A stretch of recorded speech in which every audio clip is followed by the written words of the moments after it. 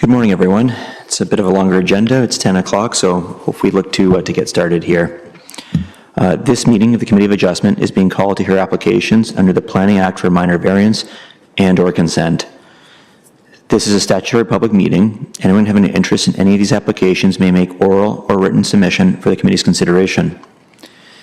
The committee will render a verbal decision this date, and the agent or applicant will receive a copy of the committee's decision in writing via email 10 days after the meeting. Please note, each application will be addressed in the following manner. The planning coordinator will introduce the application and staff recommendation outlined in the report. This was posted on the City of Kitchener website on the Friday prior to today's meeting. The chair will remind the committee of late written submissions circulated prior to the meeting that should be taken into consideration. The chair will confirm with the applicant agent if they have reviewed the staff report and whether they're in support of the staff recommendation. The chair will the chair will then invite parties in opposition to make an oral submission if there are any.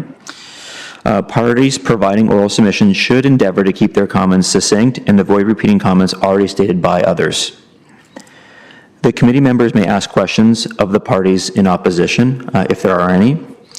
The chair will then invite the agent and/or applicant to make comments, if any, and the agent and/or applicant can ask questions regarding the staff recommendation. The committee members may ask questions of the agent and/or applicant. The committee members may ask questions of city staff. The committee will pass a motion to approve, reject, or defer the application. Minutes. The regular minutes of the Committee of Adjustment held on July 15th, 2025 were circulated to the members. So we're just looking to get these minutes accepted. So I'll need a motion for that, please. Member Bob, first. Member Marco, a second. All those in favor to approve the minutes from our last meeting? All in favor? Unanimous? Thank you. Next, I'm calling for any members of the committee to disclose any conflicts or pecuniary interest or the general nature thereof. Are there any conflicts to declare? Seeing none. So we'll get going into our agenda here. There's no unfinished business. We just have new business and quite a bit of it in our agenda today. First, we have A 2025-071, 99 College Street. There was a written submission that we just received not long ago from R. Schweitzer and K. Boards. So if I can ask the planning coordinator to introduce the application and staff recommendation, please. Yes, thank you, Chair. This is a minor variance application for 99 College Street. There are 6 minor variances before you this morning. Driveway width, reduce the amount of street line facade openings, reduced interior side yard, an increased building height, a reduced landscape area, and a reduced rear yard landscaped area. Staff have reviewed the variances in light of the 4 tests of the Planning Act and finds that they meet all 4 and is recommending approval. The variances are to facilitate a 4-unit addition onto an existing building that has 4 units, so a total of 8 units. We are recommending approval subject to the condition from Metrolinx. Metrolinx previously had requested the condition through a site plan application where there were more dwelling units and the site plan provisions applied. Unfortunately, we can't apply noise conditions to a site plan application, so Metrolinx is asking consideration through the variance application. I just want to clarify as well, it was brought to our attention that in one of the tests in the report, I will just pull that up. We had indicated whether the variances are desirable for the appropriate development and use of the building. We would say that we advise that it would add an additional 8 units to an existing 4-unit building for a total of 12 units, and that's incorrect. It is a existing 4-unit building, and there are 4 dwelling units being added, so for a total of 8. I do want to acknowledge that there was a heritage permit application applied for, considered by our Heritage Committee and Council, and that was issued on September 5th, 2024. So there were concerns brought to your attention this morning in terms of the heritage permit, and that was issued by Council in September 2024. So in summary, staff again are recommending approval of the variances. They meet the 4 tests, subject to the Metrolinx condition.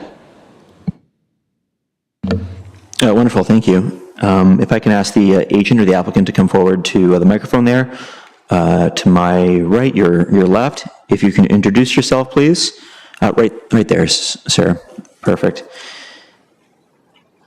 If you can just introduce yourself, let us know if you've reviewed the staff report and whether you're in support of it or not. Thank you. John Gibson, the owner of the property. I have read the staff report and I'm in favor of it. Thank you, Mr. Gibson. Inviting now any parties in opposition in the gallery to make any oral submissions, if there are any. Thank you. If you just come down here to that microphone there to my left, on the opposite side there to Mr. Gibson.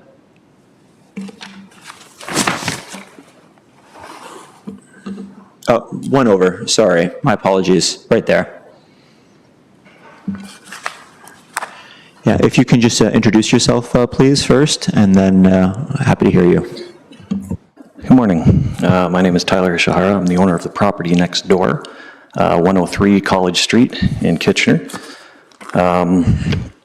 Opposition to this just simply has to do with over the last, I don't even know, many years, our family has lived on this street, on College Street, for probably close to 90 years now, multiple generations.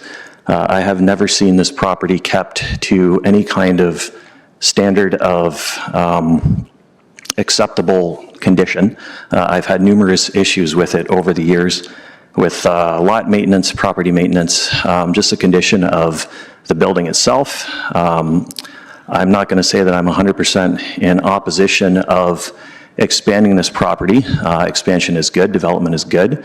However, the condition of the building right now, to me, warrants further investigation to make sure that anything that does happen is actually monitored and done correctly. The way that the building sits right now is just not in any kind of condition. I would say that it would have to be addressed first before anything could happen or anything could go forward.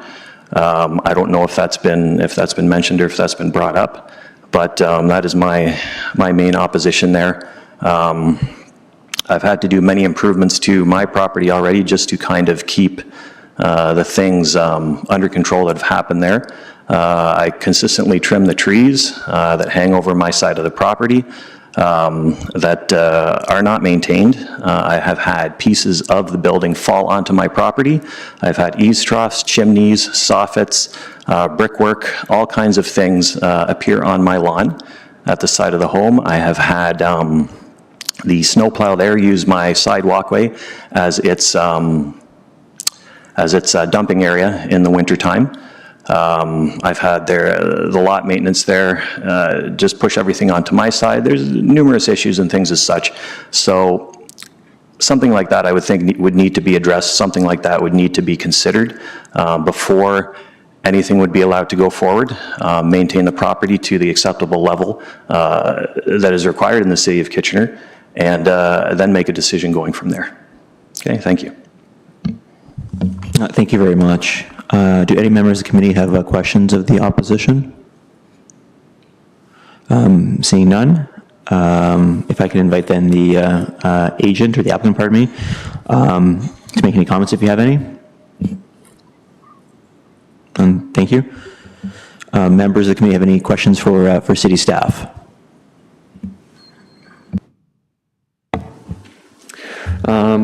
I believe that I recall on some previous applications, may have been quite a while ago, that a building code review is sometimes relevant. Is that within scope of, could we potentially add a condition? Would that be appropriate?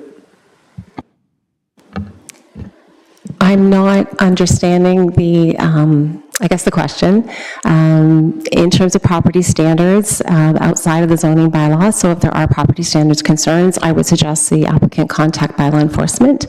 The units will meet building code. Obviously, there's a building permit application, and the heritage permit ensures that the facade and exterior of the building is in accordance with the Heritage Conservation District. Okay, thank you. I think that's all for now. I have another question for staff regarding the existing structure. I know that there was a heritage permit, so does that entail analyzing and assessing the property as it is to make sure that it's structurally sound to support the addition? Yes, so the permit was reviewed in light of the proposed addition. It will go through a full building code review during building permit application, so it will ensure that it meets the Ontario Building Code. The units are meeting fire code as well. And that also includes the existing units, correct? Sorry? Does that include the existing units? Existing units, yes. Thank you.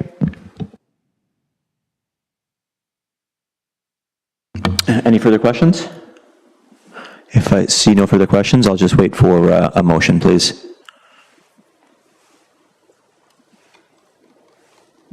Need a motion here, guys? Member Maria?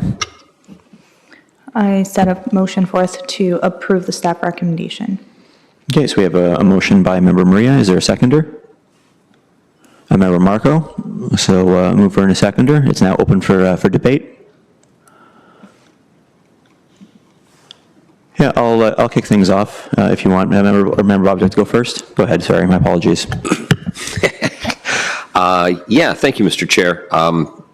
This application has generated some concern within that particular area.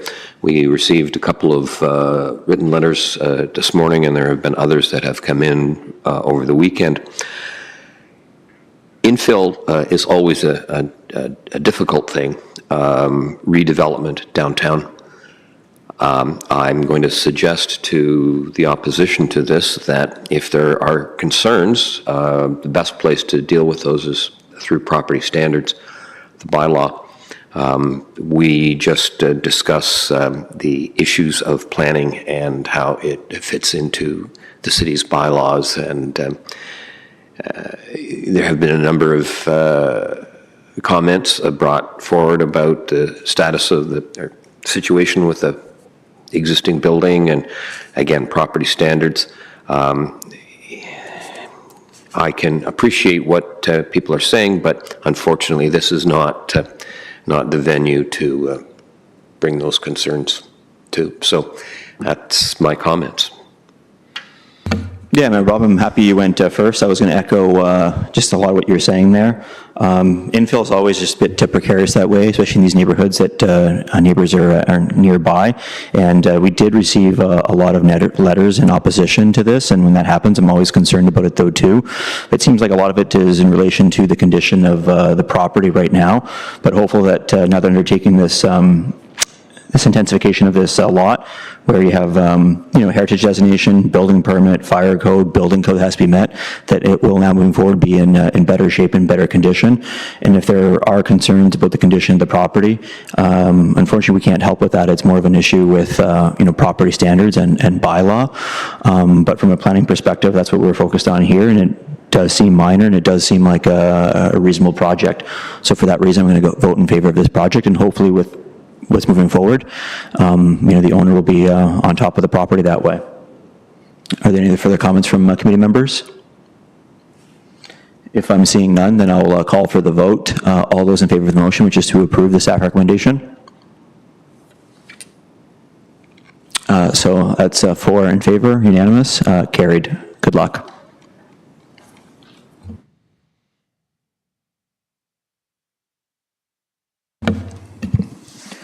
Moving on in the agenda, next we have A 2025-072, 413 Zeller Drive. If I can kindly ask the planning coordinator to introduce the application and the staff recommendation, please. Yes, thank you, Chair. This is a minor variance application for 112 Admiral Road.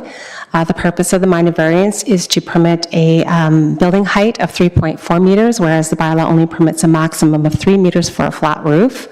Roof height is in relation to the proposal to construct an additional dwelling unit detached in the rear yard of the subject property. In terms of the proposed ADU location, it appears it may impact some city-owned trees at the rear of the property. Staff had some discussions with the applicant suggesting relocating the ADU to avoid the impacts. The applicant would rather prepare an arborist report to document an impact and mitigate measures against the city-owned street trees. So for that reason, staff is recommending deferral of the application so as to allow this arborist report to be prepared and demonstrate that the proposed location of the ADU will not impact the city seat trees. We are giving the applicant until October 21st agenda to prepare the arborist report, to be able to consider on that agenda. It would be prepared ahead of time. It can come back sooner if that arborist report comes to staff earlier and we are able to review it. Thank you for that. Just a point of clarification here, members of the committee.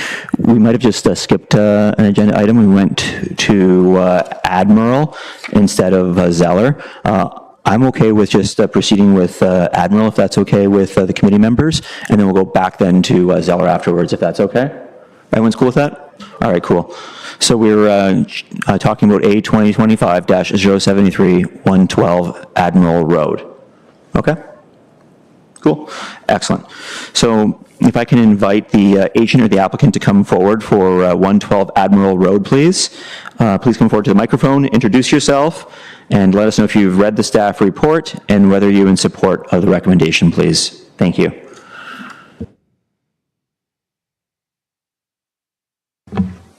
Hello. Hi. Yes, my name is Sabhi, and I'm the one that prepared the report. Sorry, the application, and I've read the report. It's we agree with it, with the deferral at the moment. Thank you for that. I will invite any parties in opposition make any oral submissions. No one in opposition. Deferral. Any people? Any questions for the? Any questions at all? Okay. If there's no questions or anything, we'll just wait for a motion then. Mr. Chair, I move that this application be deferred to October 21st or sooner at the concern of the applicant. Thank you so much. So we've got Member Bob that moved for a deferral to the October meeting. Seconder? Member Marco. I'll open the floor for discussion. Seeing none, I'll call for the vote, which is for the deferral. All those in favor? Unanimous. All four in favor. Good luck. See you in October. Or sooner, pardon me. Excellent, thank you. So now if we can go back in our agenda to A 2025-072, 413 Zeller Drive. If I can please ask the planning coordinator to introduce the application and the staff recommendation, please. Yes, thank you, Chair. I was trying to get ahead of myself and speed the agenda along. So this application is for 413 Zeller Drive. It is a minor variance application to permit a rear deck greater than 0.6 meters above grade to be located 0.6 meters from the rear lot line instead of the minimum required 4 meters. Staff have reviewed the plans for the proposed deck. Note that there's a 2.5 meter easement, 5 meters straddling the northerly lot line. The proposed deck is looking like it's 2.3 meters. It does need to be located outside of that easement or 2.5 meters from the lot line. So staff have included that as part of the recommendation so that provided that deck is set back 2.5 meters from that northerly lot line to avoid encroachment into the existing easement. Staff are also recommending that a construction plan be submitted with the building permit application. This is because the property backs onto Natural Heritage Conservation designated lands. We want to make sure that the proposed deck construction will not impact these lands. So we want to know how the property will be accessed, how the existing grade will be maintained, and ensuring there's no encroachment or sedimentation during construction. So this can be submitted prior to building permit, allow the variance to come into effect, and then they can proceed to get their building permit. Staff have reviewed the variance in light of the 4 tests of the Planning Act, finds that it meets all 4, and is recommending approval. Thank you very much. If I can get the agent, the applicant, to come forward, introduce themselves, let us know if you reviewed the staff report and whether you're in support of the staff recommendation, please. Yeah, that's fine. Yeah, good morning, everyone. So myself, Nishan Bali, the owner and the applicant for 413 Solar Drive, accompanied with my wife, Indu Sibbal. So I have read the staff report and I am in support of it. Thank you very much. Now I'd like to invite any parties who are in opposition to this application to come forward, please. Seeing none, members of the committee, do you have any questions for the owner here? None? Any questions for city staff? None? I'll then wait for a motion. Member Marco? I will move the staff recommendation. Looks pretty straightforward. Thank you. Seconder? Member Maria. So Member Marco moved the motion. The floor is now open for debate. No debate. This one looks pretty straightforward. So I'll call for the vote. All those in favor? All four in favor? Unanimous? Approved? Good luck. Thank you so much. Next on our agenda, we move to A 2025-074, 288 Forest Creek Drive. There was a written submission for this application from Sarah Kay that we received in our agenda package. So that was read by the committee. If I can invite the planning coordinator to introduce the application and the staff recommendation, please. Yes, thank you, Chair. This is a minor variance application for 288 Forest Creek Drive. It is to permit a home occupation, a personal services home occupation in a duplex, whereas a personal services home occupation is only permitted in a single detached dwelling. Staff have reviewed the variance in light of the four tests of the Planning Act, finds that it meets all four, and is recommending approval. Thank you so much. If I can invite the agent of the applicant to come forward to the microphone, please. Please introduce yourself, if you've reviewed the staff report, and if you are in support of the staff recommendation.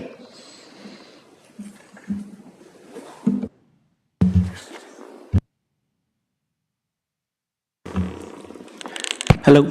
Hi, this is Jay, owner of 288 Forest Creek Drive, and yes, I'm in support of staff recommendation. Excellent, thank you. Is anyone in the gallery in opposition to this application?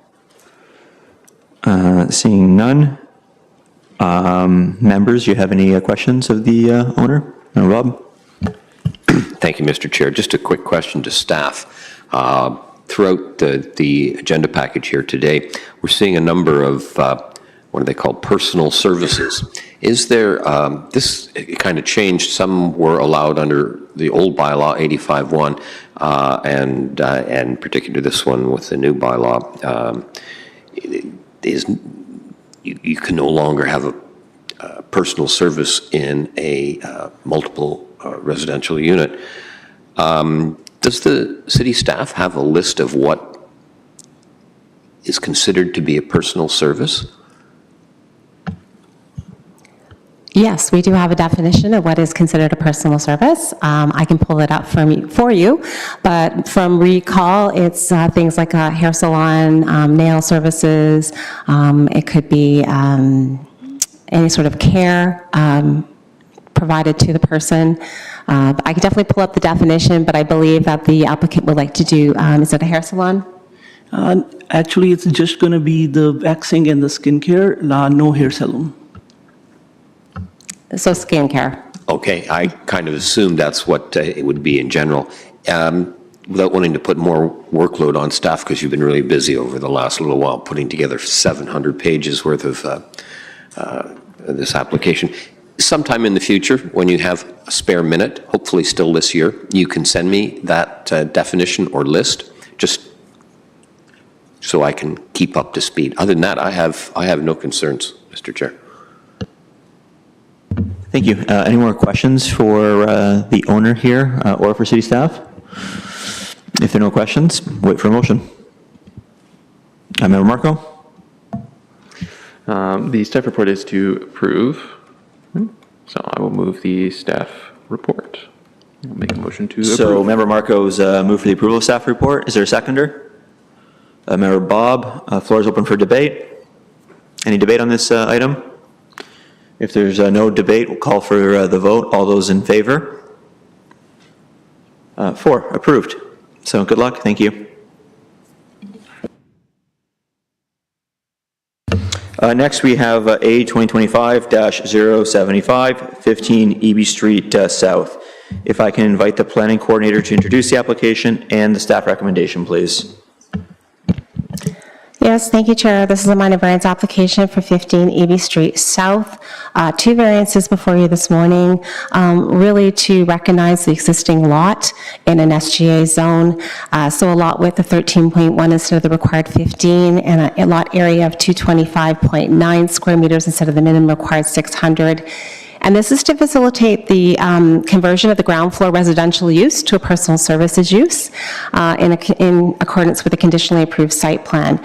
Staff have reviewed the variances in light of the four tests of the Planning Act, finds that it meets all four and is recommending approval. And I can get you the definition of personal services during this application. Yeah, thank you for that. If I can ask the agent and applicant to come forward, introduce yourself, if you review the staff report, and whether you are in support of the recommendation. Thank you. Hi, my name is Yen Hun. I'm the representative of the property 15 EB Street South, and I read the report, and I'm here to support the recommendation of the staff. Thank you. Thank you.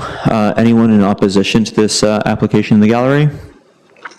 Seeing none. Members committee, any questions for the agent? Marco. Yeah, if I may.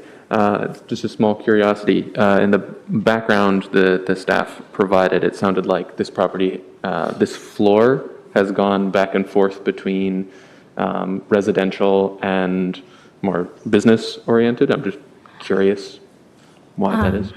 So maybe about like 15, 20 years ago, when we bought the property, it was residential, and it has been at the same unit being converted to a commercial for a computer store for like a couple of years, and then it's converted, and then we don't have anyone rent the place, so we converted back to residential. It's like everything the same, nothing changed inside, and now it's same thing converted back to commercial, just because tenant move out and then we can't find anyone move in, so then we ran out to do business. Yes, thank you. Thank you. Excellent, thanks. Any questions for city staff from the committee members? None? I'm happy to provide the definition of personal services, if Okay. you're interested. Okay. So it means the use of a building in which services involving the health, beauty, or grooming of a person, or the maintenance or cleaning of apparel, but shall not include a pharmacy.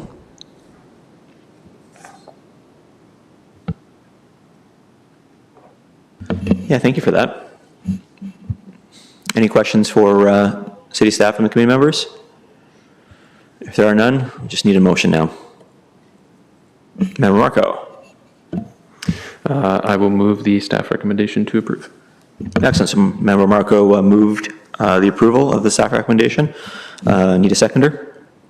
Member Maria, floor is open for debate if there is any. If there's no debate, I'll call for the vote, which is to approve the staff recommendation. All those in favor? That's 4. Unanimous. Carried. Approved. Good luck.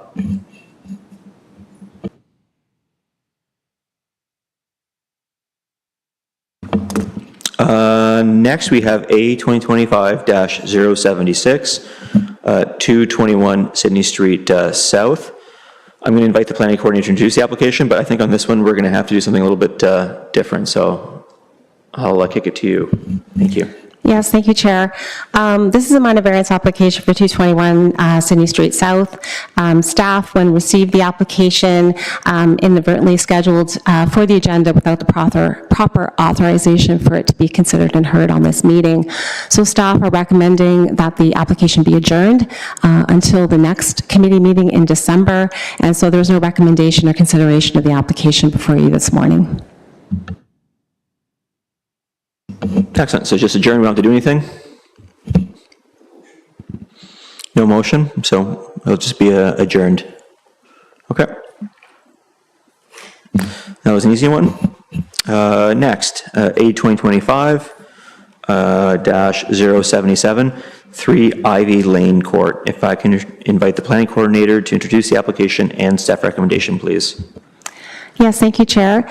This is similar to 288 Forest Creek Drive. This is a minor variance application for 3 Ivy Lane Court. The application is to permit the personal services home occupation to continue in the single detached dwelling with the addition of additional dwelling unit attached, so converting the single to a duplex. So a little bit of the opposite happening. Staff have reviewed the variance in light of the 4 tests of the Planning Act, finds that it meets all 4, and is recommending approval.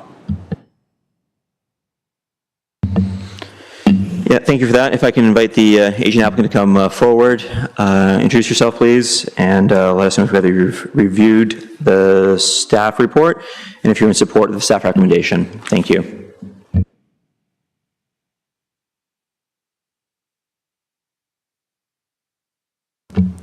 Good morning. Thank you, Mr. Chair.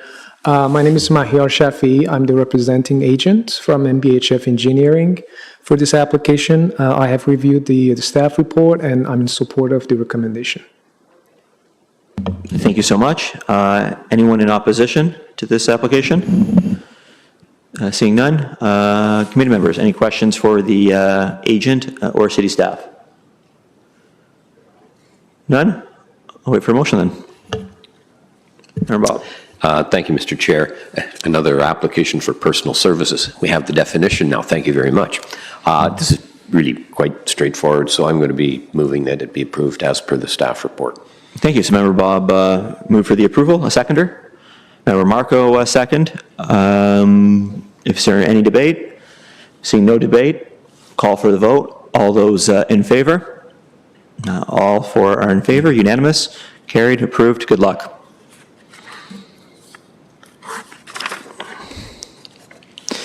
Going to try something a little bit different here. We're going to 2025-078-667 Victoria Street South. If I can ask the agent applicant to come forward, and while you're coming forward, I will invite the planning coordinator to introduce the application, staff recommendation, just try to move things along a little bit quicker. Thank you. Thank you, Chair. This is a minor variance application for 667 Victoria Street South. There are 6 minor variances before you this morning. They are to facilitate the development of an affordable housing project in the form of a 5-story multiple dwelling having 27 dwelling units. There is a site plan application associated with it. Staff have reviewed the variances in light of the 4 tests of the Planning Act, finds that it meets all 4, and is recommending approval. I would note that new to this meeting, we have received comments from our 6 nations, and they have provided some advisory comments for the committee's consideration as well as the applicant's consideration. They're advisory at this time, and nothing has been included as part of the recommendation, but staff are encouraging the applicant to reach out to 6 nations to address the comments. Thank you for that. If I can then ask the agent to introduce himself, whether you've read the staff report and if you are in support of the recommendation. Thank you. Good morning. My name is Justin Lima. I'm a planner at Dillon Consulting. I'm acting on behalf of the landowner. I'm the applicant. I've read the staff report and I'm in support of the recommendation. I've not gotten a chance to receive the comments brought forward this morning, but we will work with staff and 6 nations to review those. Thank you for that. Is there anyone in the gallery in opposition to this application? Seeing none, members of the committee, any questions for the agent that's here or from cities or for city staff? No? Or Member Bob? Thank you, Mr. Chair. We don't often, and I guess it's going to become more frequent, that we get concerns from First Nations, or I guess in this particular group, it's the 6 nations. But that's not regulatory, that's only advisory. For this meeting, advisory, the comments were not received by the deadline, so in future, staff will be dealing with those in the staff report for your consideration. Okay.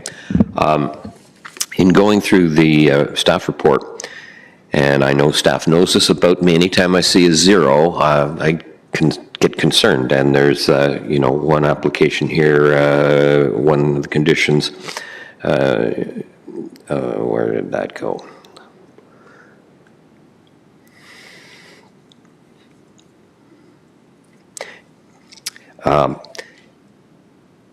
leave that for a moment till I find out where I crossed that out. Can you explain to me why there is going to be no allocation for future charging stations for electric vehicles? Either to staff or to the applicant?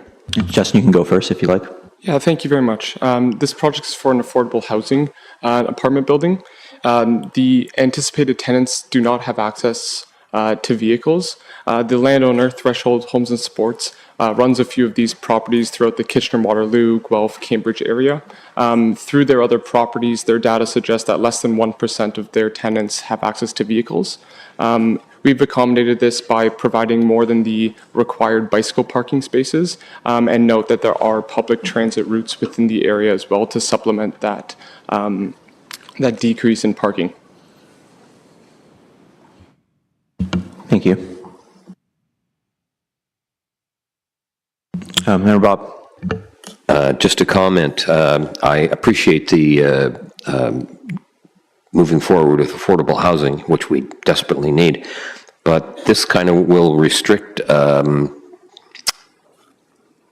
future redevelopment of the property. I think electrical vehicles are going to be more and more prevalent, but I guess, and I understand the issue of affordable housing, not many people own Teslas. Am I allowed to mention a trade name? Anyway, I'm a little concerned about the long-term implications of that, but for the short term, I don't have a problem with this, Mr. Chair. Thank you. Any other questions for the agent or for city staff? If there's no questions, then we just need a motion, please. Member Bob. Despite some of my concerns, it's generally pretty good, so I will move that this be approved as per the staff report. Thank you. So Member Bob moved for the approval. Need a seconder? Member Marco. Now open the floor for debate. Yeah, I'll go ahead, Member Marco. Yeah, just a quick comment. Looking at the floor plans, I noticed that there were some accessible units, which we don't always see, which is really nice.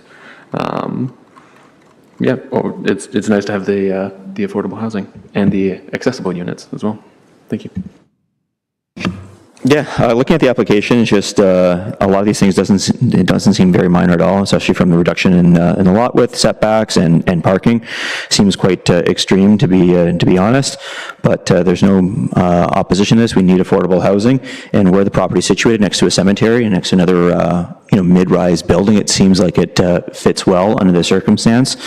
So as a result, I'm willing to vote for the approval, because otherwise it just seems like a lot going on here. But given the circumstance, I'm willing to approve. Any other comments from committee members? Seeing none, then I will call for the vote. All those in favor, which is to approve the application. All four in favor. Unanimous. Carried. Good luck. Thank you very much.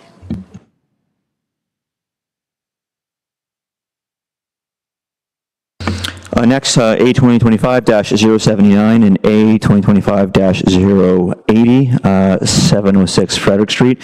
If I can invite the agent applicant to come forward to the microphone. You're already there, great. Planning coordinator, can you please introduce the agenda item? Thank you. Yes, thank you, Chair. Two minor variances before you this morning for 706 Frederick Street. The plan is to demolish the existing detached dwelling and construct a new semi-detached dwelling in its place with 4 units in each half of the semi-detached dwelling. So the variance that is required is to permit a lot width of 7.6 meters instead of the minimum required 10.5 meters. Staff have reviewed the variances in light of the 4 Tesla Planning Act. We do find that does not meet all 4 and are recommending refusal of both minor variances. The Planning Act does require 3 units, or does permit 3 units, dwelling units per lot, and it does permit 3 parking spaces in tandem. Our City Council went further and decided to permit 4 units on every lot in the city, provided zoning regulations were met. One of the zoning regulations that staff determined appropriate for lots outside the central neighborhoods was a lot width of 10.5 meters. And this is to ensure that a double-wide driveway, maximum 50% of the lot, or 5.2 meters, can be accommodated for these properties having 4 dwelling units. It's just car demand is greater outside the central neighborhoods, and with 4 dwelling units, it makes it challenging to be moving vehicles and in and out of driveways with a number of different tenants in the building. Staff would note that Frederick Street is currently under construction, as you may well be known. And during this reconstruction, the boulevards are increasing, there's bike lanes being added, and Frederick Street is being reduced from from 4 lanes to 2 lanes, so one-way traffic each way. I did check with our engineering staff, and there's no opportunity for on-street parking here. So it's going to be really challenging juggling 3 parking spaces in tandem for 4 dwelling units. So the intent of that regulation, the 10.5 meters to get the double-wide driveway, is particularly important in this location, just making sure that it can function appropriately. Staff would also note that zoning occupancy certificate was submitted, but not all the required information, so staff were not able to determine if the proposed use would function accordingly. There may be other minor variances required. And I would also note that our environmental planning staff have noted trees on adjacent properties which may be impacted by the proposed development. So requiring a tree management plan would have been necessary for us to review the application, again, to ensure no negative impacts to abutting properties. So again, staff have reviewed these variances in detail. We are suggesting and recommending refusal of the applications. Thank you for that. I know you're a frequent flyer, but if you can introduce yourself, please, if you review the staff report, and whether you're in support of it or not. Okay, thank you. Good morning. My name is Craig Dumart. I am a development consultant here on behalf of the property owner. I have read the staff report, and I am in objection of the recommendation. Thank you for that. Anyone in the gallery here in opposition to this application? Seeing none. Now I'll give you the opportunity to speak on this application then. Craig? Appreciate it. Thank you. So originally when my client met with staff for this application, they were proposing the semi-detached dwelling with 8 units, 4 on each half. And in consultation with staff, they were originally proposing a 5.2 meter wide driveway, which would have resulted in a 67% width rather than a 50%. And it was advised to not go this route, and rather to proceed with the provincial mandate of allowing 3 parking spaces in tandem, which again is permitted in the bylaw, as this would allow for the site to function properly, given that 3 parking spaces are required. And essentially, we were able to come up with an option that met all of their zoning regulations. The property is subject to the RANS bylaw, which requires it to be set back significantly from the road, given the properties next door are approximately 12 meters back as well. So when you apply the setbacks to the neighboring properties and the setback of this, you essentially have a 12.5 meter setback plus the garage, which ultimately allows for the 3 spaces in tandem. Ultimately, this meets the direction that council wanted, which was essentially narrower driveways, wider landscaped areas in the front yard. If you look at neighboring properties in this neighborhood, essentially they're completely dominated by hardscape and parking. And that is not the direction my client wanted to go, and hence why we did not apply for that variance to have a wider driveway width. Even if we did that, it would still result in what staff is referring as juggling. If you had 2 spaces or 1 space in a garage and 1 or 2 spaces behind it, it always requires someone to move their car, whether it's both cars or 1 car. So it always is going to result in what staff is calling juggling. I also want to note that precedence has already been set to allow for essentially lot width reductions in numerous cases. Just a quick Google search, August 2024, 67 Kimberley Street, staff permitted 3 units with reduced lot width. And it also resulted in this case with 3 parking spaces in tandem. So the precedence has already been set there. Also, most recently, there was a reduction in parking and lot width for 8 meters, and that was on Chicopee. That was just in March 2025. So this isn't something new that committee's seeing. It's not something new that staff's seeing. I also want to note that we reached out to transportation staff, and it's noted in the staff report that transportation staff, they do not have any concern. So ultimately, we rely on their expertise on how the functionality of this will work. 3 parking spaces in tandem is printed in the bylaw. It's going to result in a more permeable landscaped area in the front yard rather than dominating it with hardscape. And ultimately, in my opinion, it's desirable, it's minor in nature, and it's appropriate for the development of the property. Thank you for that. Questions from committee members for the agent here? No questions? Any questions for city staff? No questions? Member Bob? Thank you, Mr. Chair. I guess just a quick question to staff. What would the applicant need to do to not have a refusal? What modifications to the application would staff suggest or recommend so that this development can go ahead? So each application is determined on its own merits. So the precedent setting is not considered in this case. There is no precedent for 3 parking spaces in tandem for every property in the city. Every situation is evaluated on its unique circumstances.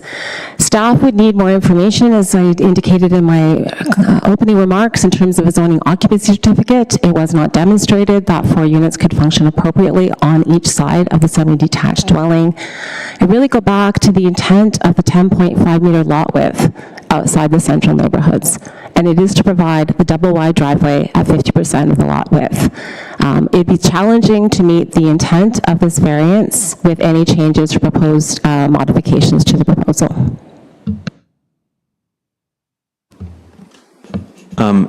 If I may, I'm hearing compelling cases from both the agent as well as from city staff. I feel like this little section of Frederick Street is just, we're seeing a lot of that, dominated by hardscaping and properties across the street that look very similar to this. So that's why I have a harder time with it, but I do appreciate the intent of the zoning bylaw. And perhaps if there's more work to be done, what's suggested here is a refusal. Would a deferral be possible where they can work on this? Is that something that would be possible? It looks like there's information's missing with tree preservation plan. I'm just trying to come up with other ideas here, perhaps. I'm not sure the additional information with the zoning occupancy certificate would support staff's change of position. It does appear that there are other variances required based on an initial review, and if there are additional variances required, that's just going to further support staff's refusal of the application. And there are trees on adjacent properties which could be impacted. Again, I'm not sure additional information is going to support staff's change of position in the recommendation for refusal. It is the intent of the zoning bylaw that staff are stuck on. You can see across the street, there's a semi-detached dwelling, 2 semi-detached dwellings. They only have 2 units on each side, and there was a demand for cars and parking. The driveways were widened beyond the zoning bylaw requirements at the time, which were actually 5.2 meters on a 7.6 meter lot. So there was bylaw enforcement action taken to provide walkways instead of driveway, but you still see a lot of cars parked across the street. There is a demand for parking for tenants on Frederick Street, and with the changes in Frederick where there's no on-street parking, I think this is going to be a really challenging situation to permit this many dwelling units on this size of lot.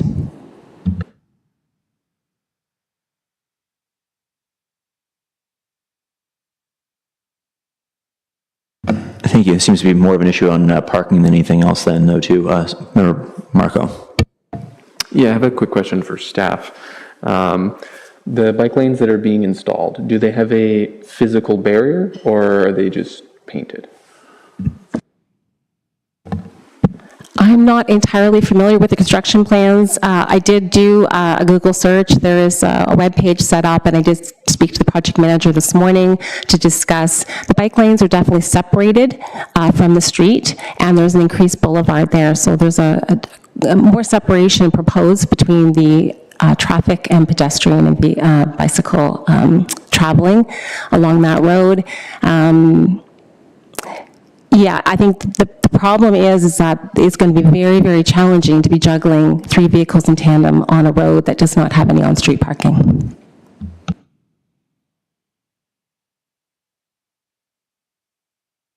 Another question for CSAF. If this is refused, can the applicant come back and come up with a new plan in terms of how would parking work? If the application is refused, the applicant has a number of options. They can revise their proposal. They can also appeal to the Ontario Land Tribunal. So those are the 2 options available to the applicant. Staff is prepared to defend this position at the Ontario Land Tribunal.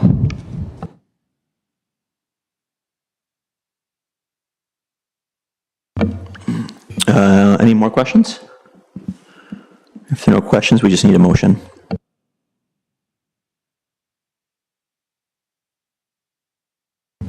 We'll need a motion either or. Even if you don't agree with it, we just need a motion put on the floor to debate and then have a vote here. So, Member Marco? Yeah, I have some stuff to say for debate. So to get to debate, I'm going to move the staff recommendation of refusal. Thank you, Member Marco. Member Marco moved for the refusal, which is staff recommendation. And a seconder?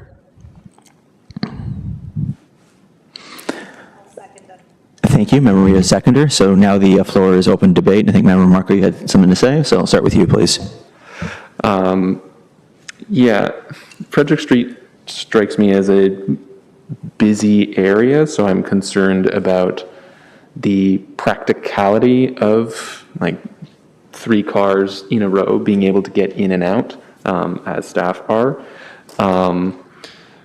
And my question, the reason for my asking about the bike lanes is often to get here, I take Queen Street, which sounds like a very similar design that Frederick Street is going to have. And it's pretty often that I see vehicles parked in the bike lane, even if it's temporary. And since I bike fairly frequently, obstructions in the bike lane can be very dangerous. And I'm concerned that if there isn't enough parking, that bike lanes will get obstructed. And that's not particularly safe. They might not. It might not be an issue. But I think the practicality of a narrower driveway is a little bit tricky. And I think it has additional implications.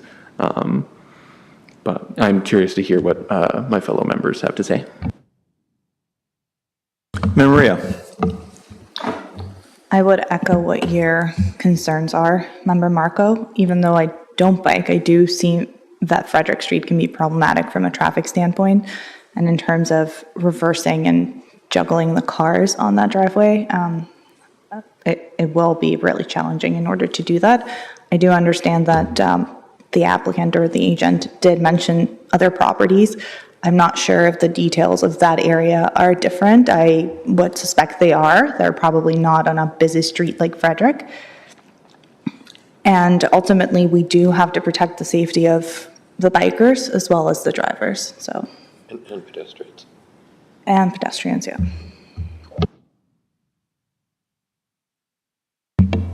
Yeah, I have sympathy for the applicant here, given the circumstance of Frederick Street and then adjacent neighboring properties and what they look like. But ultimately, and they're trying to work something here, but ultimately parking is a challenge, and these types of units are problematic as far as parking is concerned, and what's going on with Frederick, I think, is going to be extremely challenging. So with that, I'm going to support the staff recommendation here, but I do have a lot of sympathy for the applicant, given the circumstance of other projects. So any other comments here from the committee members, or I'll call for the vote? Member Bob? Thank you, Mr. Chair, and I agree with you completely that this is a challenging situation, and at the risk of sounding repetitive over the years, parking is always a concern of mine. We are getting into other forms of transportation, but I think we're going to still be very much a car-centric society for a number of years yet to come. I like to see the advancement of bicycle lanes as my colleague will remember, I'm starting to get back into bicycling after, I don't know, a decade or 3 or 4 or 5 years of not bicycling.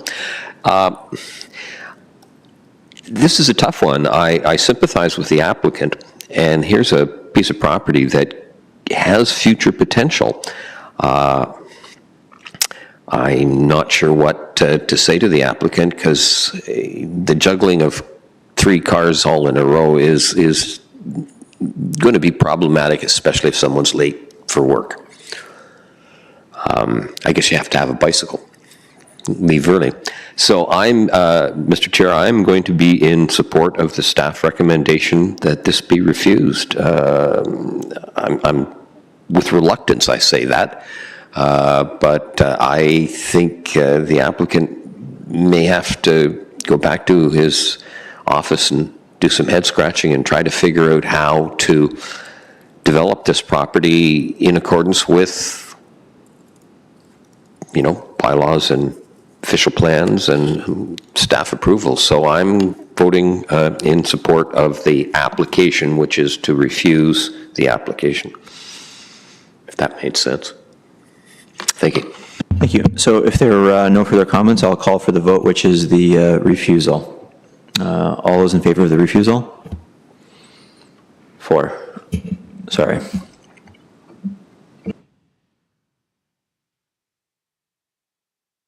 Next, A 2025-081, 942 Audrey Place. Thank you, already coming down the microphone, appreciate it. If I can invite the planning coordinator to introduce this application and staff recommendation, please. Yes, thank you, Chair. This is a minor variance application for 942 Audrey Place. It's a minor variance to permit steps access in the side yard that exceeds 0.6 meters in height above ground level, to be set back 0.3 meters from the northerly interior side lot line instead of the minimum required 0.75 meters. This is to facilitate the additional dwelling unit attached in the basement of the existing detached dwelling. Staff have reviewed the variance in light of the 4 tests of the Planning Act, finds that it meets all 4 and is recommending approval. Thank you so much. If the agent or applicant introduce themselves, if you've read the staff report, and if you're in favor of the staff recommendation. Thank you. Good morning, Mr. Chair. This is Sham Syed from McWay's Architects and Engineers. I'm the authorized agent on behalf of the property owners. I did read the staff report, and I'm supportive of the condition imposed by staff. If any questions, I'll be glad to answer. Thank you so much. Anyone in the gallery in opposition of this application? Seeing none. Do you have any comments you said you had? Sorry. Thank you, Mr. Chair. So the building permit application has already been approved, and during construction, the inspector noticed that the height of the deck or the access stairway was greater than 0.6 meters, which is why we're at the Committee of Adjustment hearing to rectify that. And based on the staff recommendations, so we would make sure that the window wells meet the zoning bylaw standards, and everything related to the access and stairways for the additional dwelling unit is pretty much meets the 4 tests of the Planning Act. And I don't think it's anything major. It's pretty minor in nature, and I request the committee to approve this application. Thank you. Thank you so much. Any questions from the committee to the agent that's here? None? Any questions from city staff? None? Need a motion? Yes, thank you, Mr. Chair. This is fairly straightforward, and the applicant has given his verbal assurance that the setback for the proposed window wells and that will all be looked after. So I'm going to move that this be approved as per the staff report. Thank you. Member Bob moved for the approval. Seconder. Member Marco. Debate. Seeing none, call for the vote. All those in favor? All 4. Unanimous, carried. Good luck. Next, A 2025-082, 133 Bloomingdale Road North. If the agent owner, perfect, and the microphone, thank you. While that's happening, if the planning coordinator can introduce the application and staff recommendation, please. Yes, thank you, Chair. Minor variance application for 133 Bloomingdale Road North to permit interior side yard setback of 2.7 meters instead of the minimum required 3 meters. This is required because there is a driveway leading to a parking space at the side of the dwelling.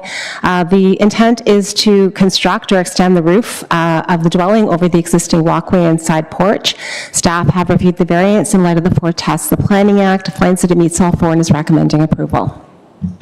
Thank you so much. If you can introduce yourself, please, sorry.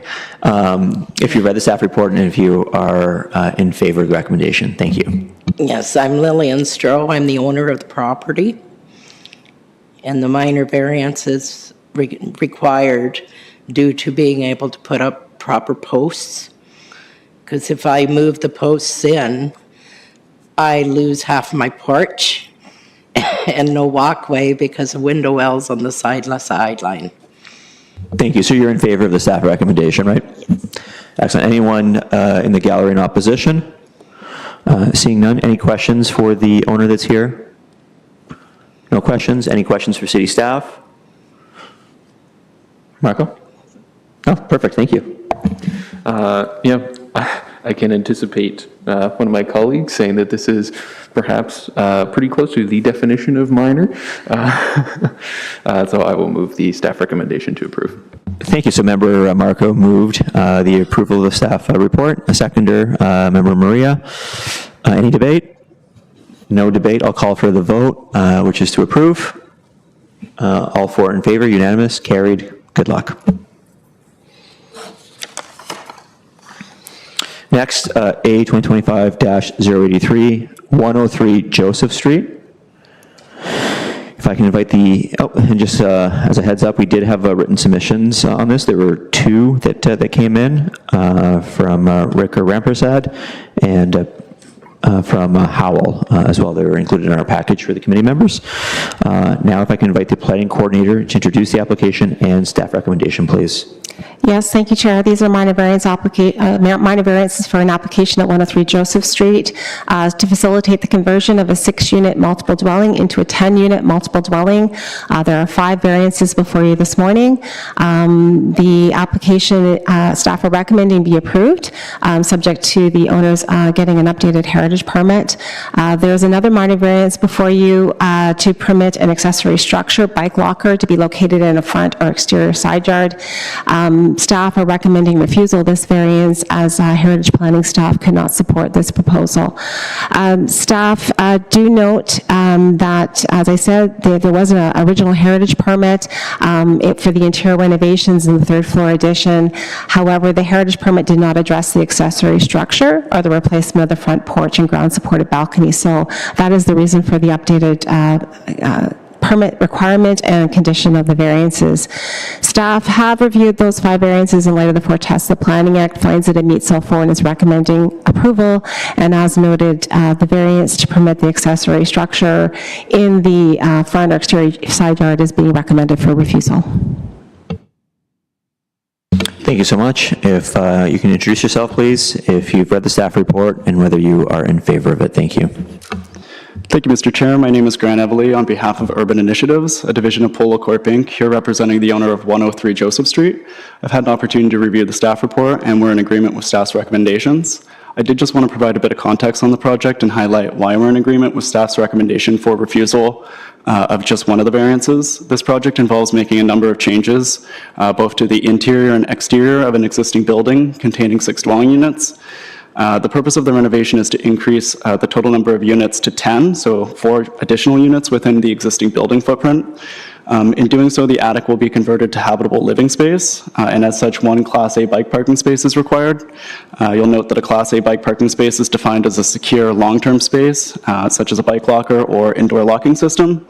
Staff indicated the original location chosen for this bike parking space in the rear yard would not meet the space requirements for this bike parking space, and so in response, we decided to locate the bike locker in the front yard and seek a variance to permit this where it would otherwise not be permitted. We appreciate that Heritage Planning staff have raised concerns with this location, and so the variance could not be supported per the staff report. With this in mind, we've identified a more suitable location for the bike locker within the interior side yard, and so the refusal of the single variance does not compromise the overall viability of the project. All other variances are pertaining to existing conditions and are being recommended for approval. Accordingly, we concur with staff's recommendation for refusal of the location of the accessory structure while supporting approval of the 5 other variances that address existing conditions. And with that, I'd welcome any questions you may have. Thank you. Thank you for that. Anyone in opposition to this application here to speak? None? Questions for the agent from committee members? None? Questions for city staff? None? I'll wait for a motion. Madam Marco? I think for the sake of clarity, I will split this into 2, just so we don't have confusion between approval and refusal. So I will move that the first section be approved according to the staff report. Excellent, thank you. Good idea there. So we've broken this up into 2. First is the approval of that first section there. I need a seconder. Madam Maria, any debate on this? No debate. I'll call for the vote, which is that approval. All those in favor? Unanimous. That part is carried. Now we'll need a motion then for that second part there, which is that refusal. Madam Marco. Yes, I will move, I'll make a motion for the second portion in accordance with the staff report. The applicant is in support of refusal, so I will move refusal. Thank you. Madam Marco made that motion, which is the refusal. Member Bob is the seconder, or? Do you want a second, and then we'll get to debate, if that's okay? Okay, so Member Bob is the seconder, so floor is open for debate and kick things off. Just to clarify to the applicant, this part that we're looking at now, which is for the bike locker, you're okay with the refusal? Yes, absolutely. We've kind of been going back and forth and trying to locate this. Because we're adding floor area to the building, the attic that is currently not a residential unit will be converted to habitable living space. This is requiring that the bike locker be provided a secure bike parking space. And so we've been trying to locate this on a property that's relatively small, seeing if there's options to locate it inside the building or options to locate it outside the building. We've worked with staff, and we've found a suitable solution in the interior side yard. So this will work for us. Okay, thank you. That answers my question. Mr. Chair, if staff is recommending refusal and the applicant is okay with that, then I think it's a fairly straightforward situation. So let it rip. We have a motion on the floor for this? We do, that you seconded. So, we can call for the vote, which is the refusal. All those in favor of the refusal? 4, carried, unanimous. Good luck with this project.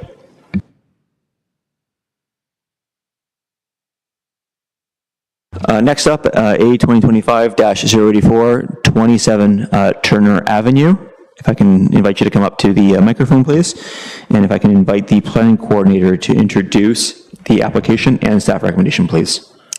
Yes, thank you, Chair. This is a minor variance application for 27 Turner Avenue. The intent is to facilitate the development of a 10-unit multiple dwelling in accordance with approved drawings. Staff note that this application, or these properties, were the subject of a zoning bylaw amendment application 9 to 27 Turner Avenue to permit a 30-unit development. So rather than constructing the 30-unit development all at once, the applicant is now proposing to break that down and build a 10-unit building first. So there's some variances before you this morning to facilitate that happening. Staff have reviewed them in light of the 4 tests of the Planning Act, finds that they meet all 4, and is recommending approval subject to 2 conditions, that the holding provision 92H is lifted, and that there is a tree management plan prepared showing no impacts to adjacent trees. Thank you so much. If you can introduce yourself, please, if you've read the staff report, and if you're in favor of the staff recommendation, please. Hi, good morning. My name is Janelle Hale. I am the applicant and the owner. I have read the staff report, and I am in support of the recommended approval. Thank you for that. Anyone in the gallery in opposition? Seeing none, any questions for the owner that's here? No questions? Any questions for city staff?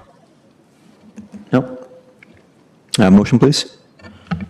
Sorry, Chair, just before you mention, I just wanted to advise that we did receive advisory comments from Six Nations on this proposal as well. They were related to the trees and bird-friendly design, so we'll ensure that bird-friendly design is implemented during the review of the elevation drawings. Thank you. Is this similar that it wasn't in our package, though, correct?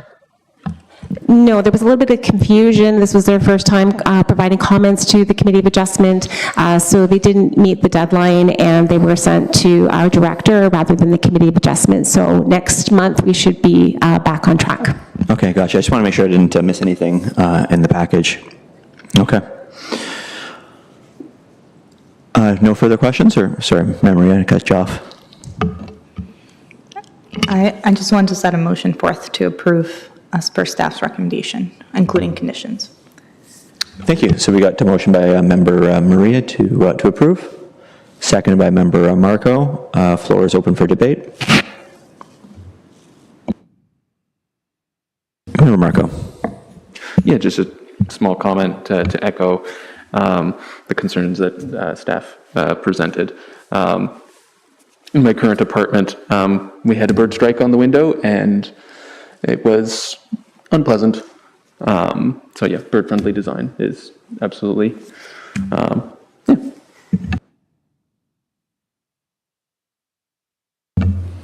Yeah, if there's no further debate, I'll call for the vote, which is to approve.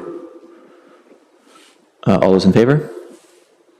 All four are in agreement. Carried, unanimous. Thank you. Good luck. Next up, A 2025-085, 236 Guelph Street. If you can come up to the microphone, please. And if I can invite the planning coordinator to introduce the application and staff recommendation, please. Yes, thank you, Chair. Minor variance application for 236 Guelph Street. Two variances, one for the westerly interior side yard and the existing rear yard. And this is to facilitate the conversion of the single detached dwelling with one additional dwelling unit attached, so a duplex, to a triplex. Staff have reviewed the two variances in light of the four tests of the Planning Act, find that they meet all four and is recommending approval. Thank you. If you can introduce yourself, please, if you've read the staff report and if you are in support of the recommendation. Good morning. My name is Tajendra Kant. I'm the agent for the application. I have read the staff recommendation and I am in support. Thank you. Anyone here in opposition? None? Any questions for the agent? Any questions for city staff? Nope, looks like a minor one. Member Bob, pardon me. Thank you, Mr. Chair. Yeah, this is a fairly minor one. So I'm going to move that this be approved as per the staff report. Thank you. Member Bob made the motion, seconded by Member Marco. Any debate on this?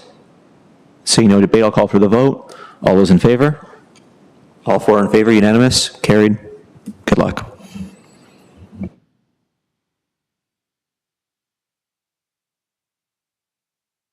A 2025-086, 250 Mill Street. If I can please invite the planning coordinator to introduce the application and staff recommendation, please. Yes, thank you, Chair. This is a minor variance application for 250 Mill Street. The intent of the application is to add a towing compound as a permitted use in the high-rise growth zone or SGA zones in our major transit station areas. The applicant's requesting to add the towing compound use to the property, which already contains a multiple number of uses. The front contains a single detached dwelling, while the rear of the property contains sale and parts of motor vehicles and service and repair of motor vehicles. These uses were legally established under the previous zoning bylaw 85-1. So previously the property was zoned general industrial, which did permit these types of uses. With the recent changes and amendments to implement new land use and zoning in our major transit station areas, these types of uses are no longer permitted. So staff have reviewed the variance to add a towing compound in light of the four tests of Planning Act Act. And unfortunately, we find that they do not meet all four and is recommending refusal. Thank you for that. If I can ask the agent applicant to introduce yourself, please, if you've read the staff report and if you are in favor of it. Thank you. Basically, I'm the agent for the landowner. I'm an engineer with MTS. I've reviewed the staff report and I disagree with the staff report, and I've prepared to argue some of the points that are in the report. Thank you for that. First up, I'll ask if there's anyone in opposition to this application. Seeing none, so I'll allow you this opportunity to make those comments, please. Thank you. So our first concern here is that city staff has acknowledged that there was no previous use as a towing compound, and that is not the case. Abstract towing has been running from that compound for the last, I believe, 10 or 15 years. The current designation or the legal status of that property might not have been there, but that is the correct, the use that was before. And previously was used as a transportation and service-oriented hub, trucking yard, parts, service, storage of vehicles. So historically, it has been that use. There isn't really moving from that use. It's the continuous of that use. So we're not really introducing something new to the area. I understand staff would like to call it as a major change or a variance, but it really isn't. We're continuing what's already there. We're not adding to what wasn't already there. The other issue here is the SGA3 zoning. So we acknowledge that zoning. We understand it's the city's vision. We're not here to be in contrast with that zoning. We're here to say this is the future. We're okay with it. We're going to continue to operate what's already there as being as a productive property rather than the property sit vacant because we're not able to continue to use it until that future use of high-rise growth area is achieved. And the reason is the adjacent properties are all currently the same use. There's to the left of the property, a towing company. To the right of the property is a towing company. The property that shares the driveway is owned by the same owner of 250 Mill Street. So to support the city's goal of redeveloping this area, the owner of the property that shares the driveway would have to change his mind and close up his shop, which that will only happen if he decides to do so because he owns both properties. So the continued use of what's existing there isn't going to change until that plan is reached where the owner of both properties decides this is what we're going to do. I'm now going to redevelop this or I'm going to sell, whatever the case might be. But the current use is going to continue regardless of what the outcome here is because it is already on the next two sites already being used. So whether you can park a car or call it a towing compound, it's not changed to what was already there. The second issue I would like to address the 4 points of the Planning Act, the 4 tests that staff has put through this application. So general intent of the official plan. So you're right, a towing compound doesn't support the intensification and transit goals, but that may be true for the future. But today, the corridor is a service-based corridor. Continuing this use is practical interim measure until redevelopment occurs. And this is clearly evident due to the fact that the owner of that property owns both properties, which they're not going to close their business and say, hey, I'm going to close it, sell this part, but keep this part as a towing compound. They're going to sell it both as one lot and redevelop it according to what the city has in plan for the future for that property. So the intended use currently will only change when the current owner decides it's time for him to move on, sell the business that's currently there, because that entire street is industrial, as you guys know. It's very clear from the pictures. It's not affecting what's currently there. The way staff has presented this as this is something, you're in a park and you've introduced a towing compound there. No, you're in an industrial area, a heavily used industrial area. There's towing yards, there's car sales, auto body. It's a continuous use.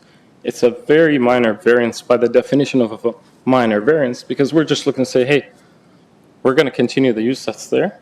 And in support of what city wants to do is future development, we're willing to accept a condition on a time limit for this variance, where I think is reasonable to be a productive use of that land in the meantime until future development happens or is allowed. So an example, a good use of that land would be a restriction of 5 or 10 years where this use will have to stop eventually.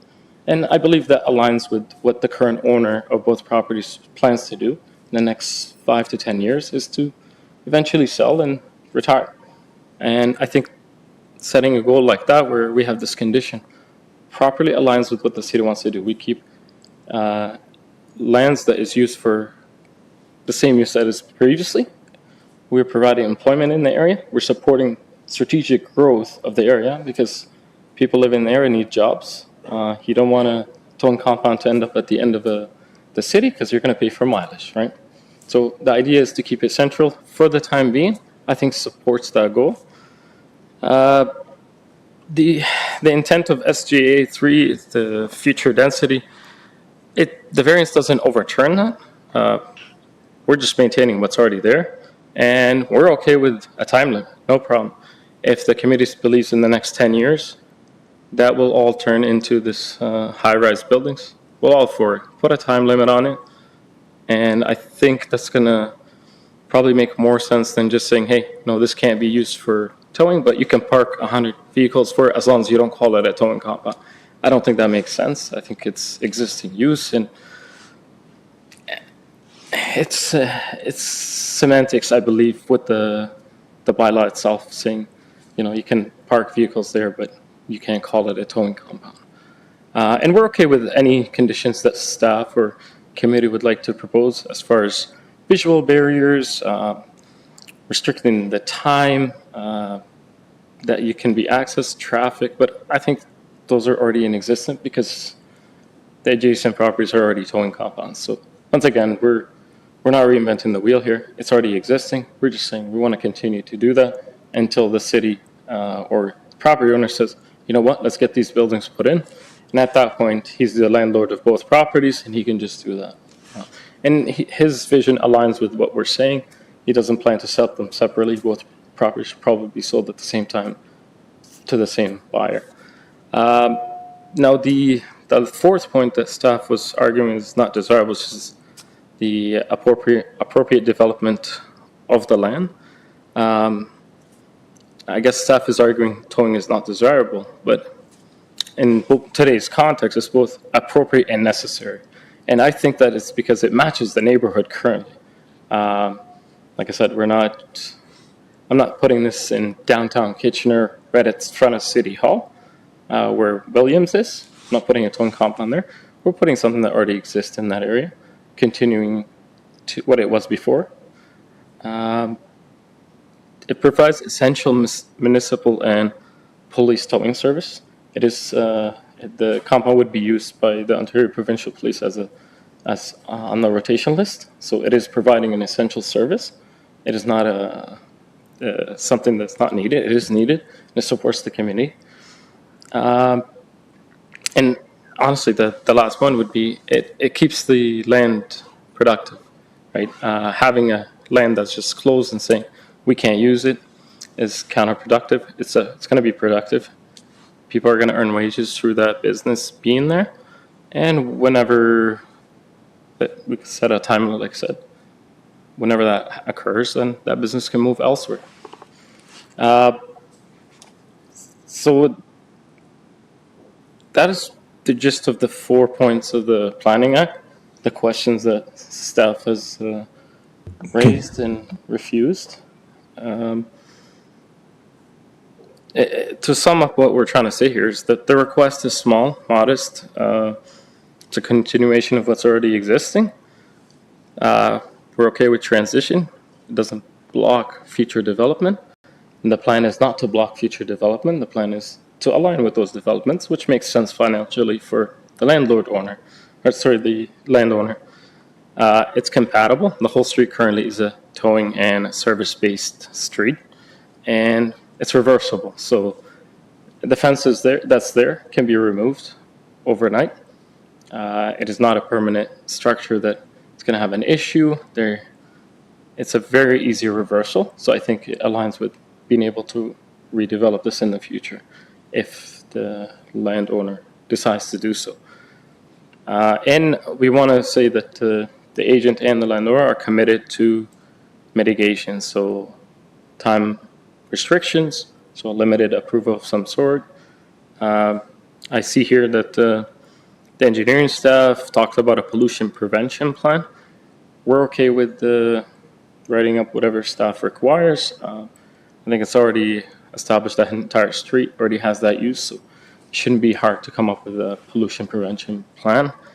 Like I said, the OPEC fencing, we're okay with having maybe to cover it if it pleases staff, and maybe restricting hours of operation, but that's not the case for our neighbors. I'd say that would be going above and beyond there. And thank you for your time. Thank you. Questions for the agent that's here? We got questions for staff? Go ahead. Yeah, thank you, Mr. Chair. Just to clarify a couple of things, this was permitted under bylaw 85-1, but isn't under the new bylaw? Yes, that is correct. Okay, next question, which was actually brought up by the applicant. Can we do a time-limited variance? Like, can we say, okay, we're going to let this towing compound exist for 5 years? No, we cannot. That would be a temporary use bylaw that we could implement. That's not a minor variance. So further to your first question, in terms of a permitted use under the previous zoning bylaw, yes, it was a permitted use. It would also be a legal use of the property if the applicant had obtained a zoning occupancy certificate. And that's the problem and the issue. That use wasn't legally established with the zoning occupancy certificate under 85-1. I think the committee can recall a similar application a few months ago with the badminton club. They were in a similar situation where the use was permitted under 85-1, however, they didn't get that zoning occupancy certificate. So unfortunately, it's not a legal use, a legal non-conforming use. Staff, in terms of the recommendation, opinion is tied. In terms of a professional planning recommendation, new land use and zoning, it's very challenging for staff to provide a positive recommendation for you this morning. So that you have what you have before you in terms of a staff analysis of the variance, but in terms of the background, yes, the use was permitted. It would have been legal if a zoning occupancy certificate had been applied for. Just a quick follow-up. So if I understand this correctly, all they needed was a occupancy permit.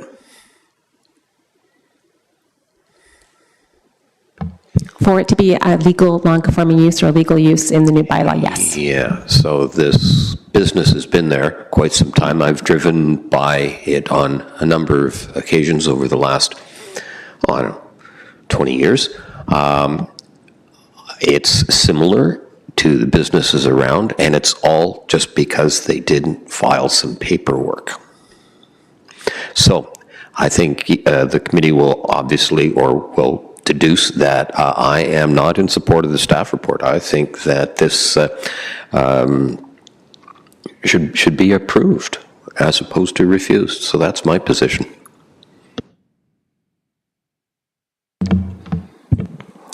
I hear you, Member McCall, and if the committee is leaning towards a different recommendation, I have 3 conditions that I believe need to be added to the recommendation.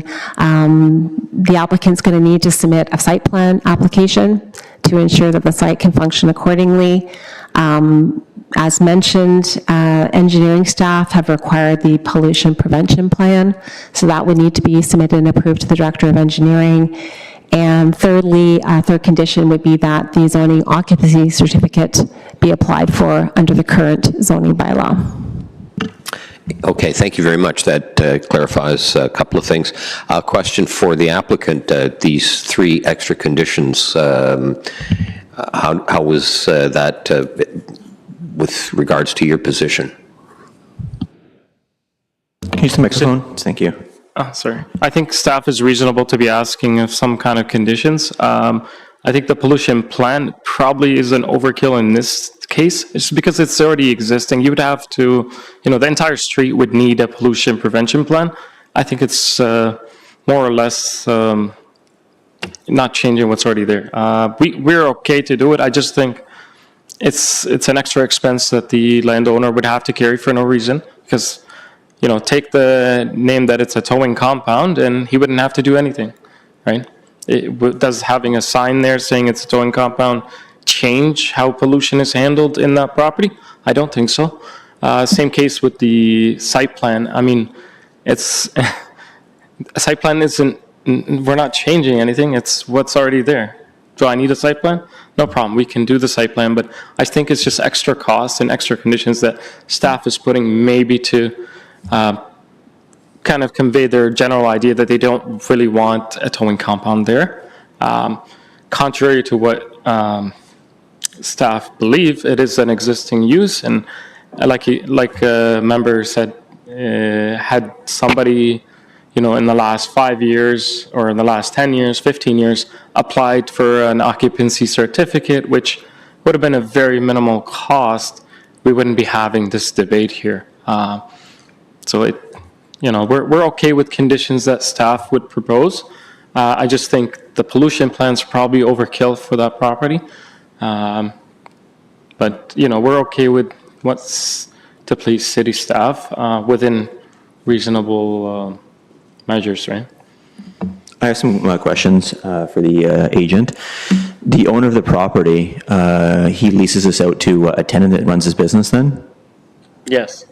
And is this why it came to the committee? Is this a new tenant moving in or taking, because did we lose continuous use of this? Why are we here right now? No, so the previous tenant never applied for the legal status to be a compound. It was always a compound. The previous, I guess, tenant never applied legally, and when the landlord found out, just that relationship ended. So right now the property is not being used as a towing compound, it's just in limbo? It's simply not used because, you want to make sure you're complying with all, city bylaws and zoning, which is a waste of land, right?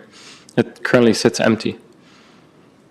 And if I can just continue then, does the adjacent property have that permitted use then as a towing compound, Yes. correct? Yes, they both do. Because they have that certificate? Yes, both sides they do. And staff is aware of this. Which is surprising. At first, when we had discussions with city staff, they were in support of this. And for some reason, this was changed last minute when we had some meetings with city staff. So, I don't see this as big of an issue as it should be, right? And just to go further into, they're separate businesses on the adjacent properties? Separate Yes. towing businesses? Yes, they are, yeah. So there's a body shop to the left, which also has a storage certificate, and they do store vehicles. To the right, there's a body shop. There's also a towing compound in the back. And 2 doors down, there's also a towing compound. And I think the member is familiar with member Bob is familiar with that street. It is very obvious from when you drive or walk or bike down Mill Street, you'll notice it is a towing compound. It's a business-oriented area, specifically those 3 addresses there. Thank you. Any more questions? Or Bob? Do we have a motion on the floor? No, it was just questions. Okay, well, I'm going to bring forward a motion that this application be approved with the 3 additional conditions that have been suggested by staff. I understand the applicant's concern, or they've been in business doing this for a while, a long time. And I think it should be recognized that it's an existing business, or 3 of them. all doing essentially the same thing. And I think a slip up in paperwork, or somebody wasn't paying attention to a memo that came out, I don't know, a couple of years ago maybe. So there's my motion that this be approved, not the application, not the staff report, that the application be approved with the 3 extra conditions that have been mentioned by city staff.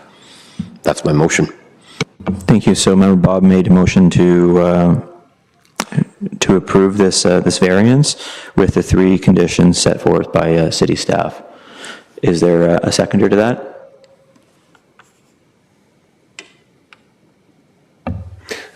So we can get into discussion. I will second that. Okay, so we have a seconder.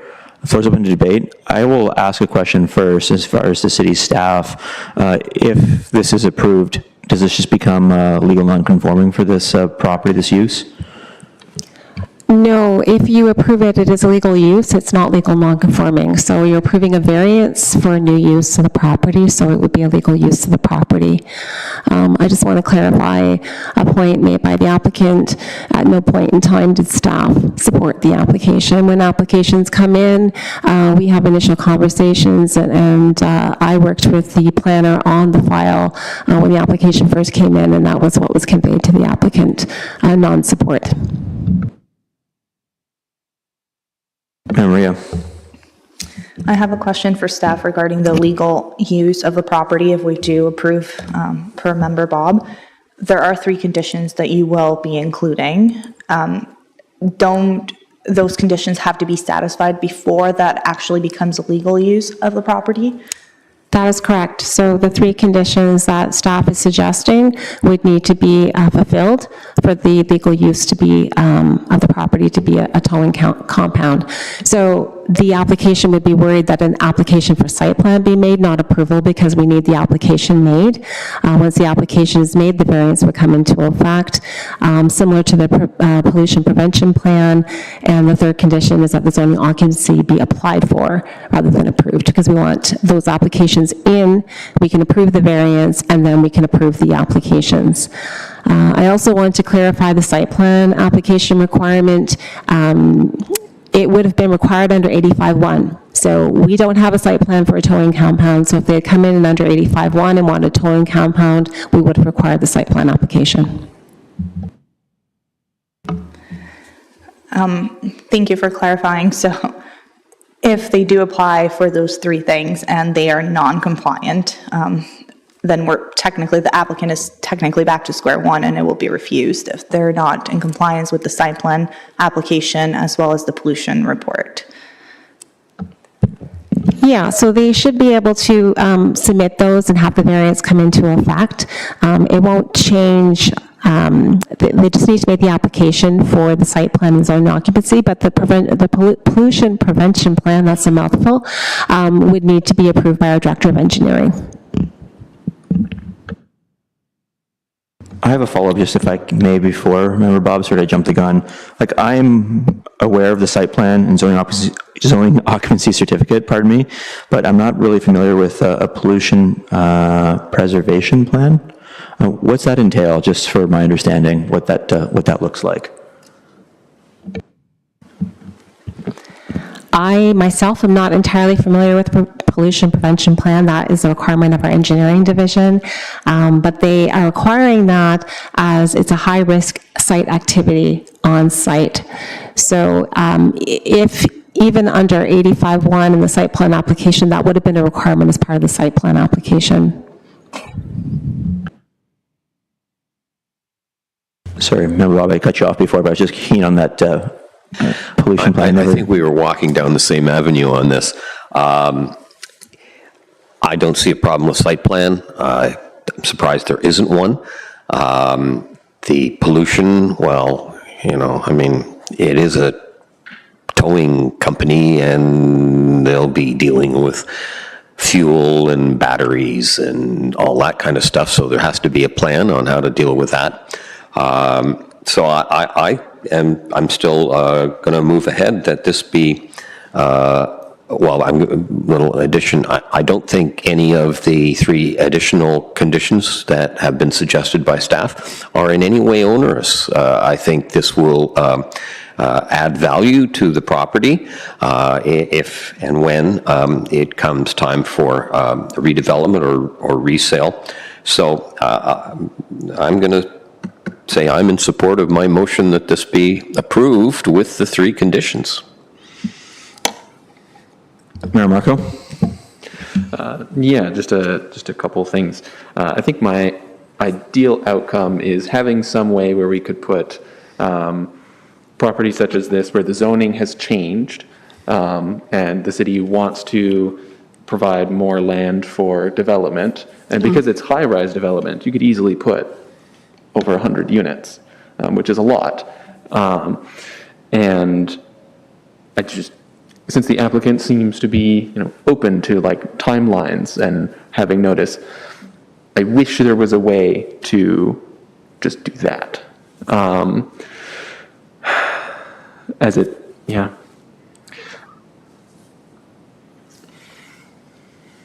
Sure. So let me assure you, because of the ownership of that property, the two, they share the same drive, the same property. It will be when the owner of that property decides to retire, which is probably in this soon 10 years. And I think your time limit will automatically be built in because they would want to sell both at the same time. So it aligns with what you're hoping for, I believe. Yeah, thank you. I have sympathy for the applicant and businesses that are, they might not always be paying very close attention to changes in zoning, and then all of a sudden they might not be compliant. When I initially read it, it was, I was thinking about the desirable use of the land and hundreds of, or potentially over 100 residential units. But I think my position has changed a little bit. I think I might be in support of the motion. Yeah, thank you, Mayor Marco. I'm in support of the motion. I understand this is not in line with the new zoning bylaw and the vision that staff has for this land in the future. But the way it stands right now, this is in line with everything around there. It's a service-based corridor. Other properties are very similar in doing the same thing.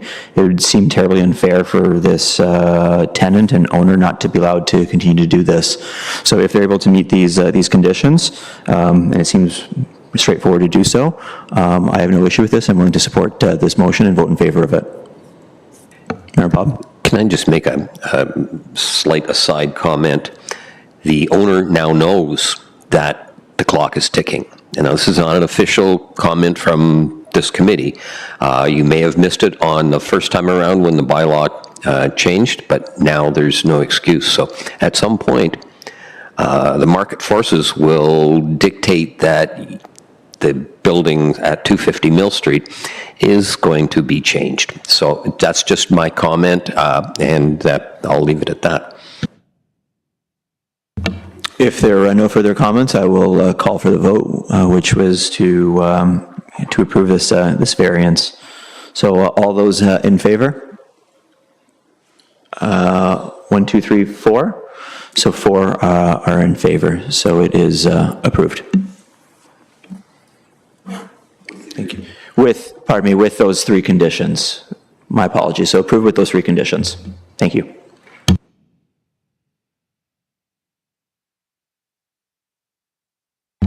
A 2025-087, 980 and 1018 Hidden Valley Road.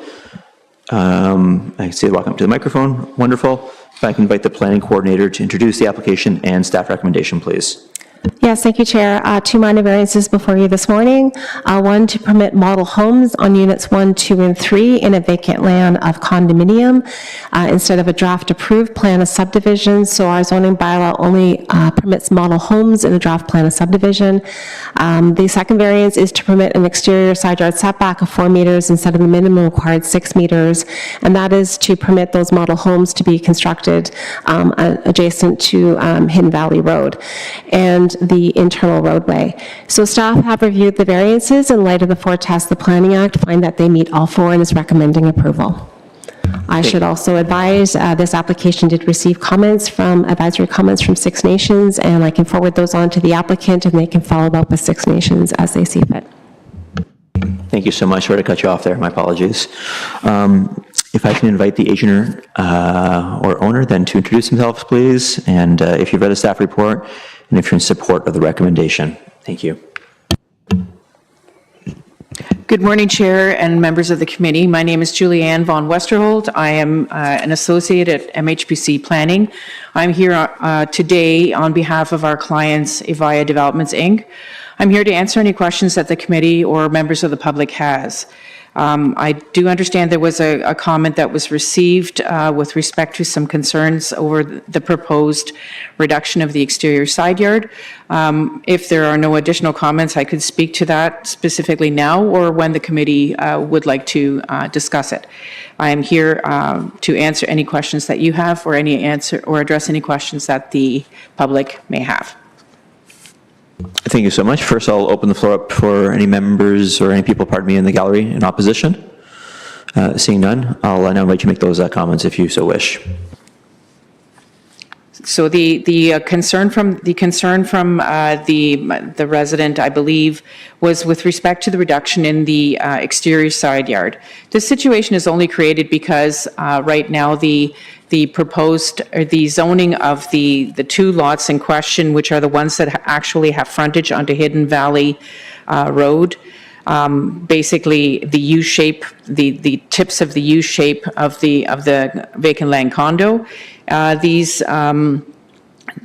require a reduction in the exterior side yard because formerly they were front yards and they would have complied, and now they are exterior side yards because once the plan gets registered, it no longer is one lot, and in fact it has 26 lots. So it's a technical type of concern. So I hope that helps the committee in their deliberation. Thank you. Thanks a bunch. Any questions for the agent that's here? Any questions for city staff? None. We just need a motion then.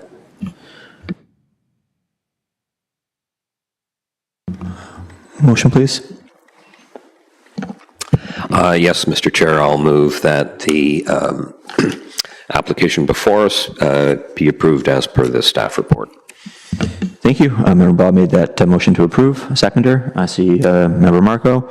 A seconder. Floor is open for debate.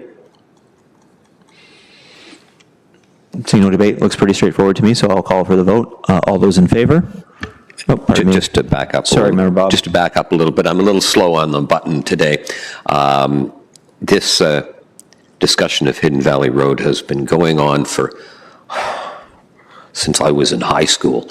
So trying to get a calendar out to figure that one out. I think this is, time moves forward, and I think this is a necessary part of the future as we move forward. So I'm in support of it.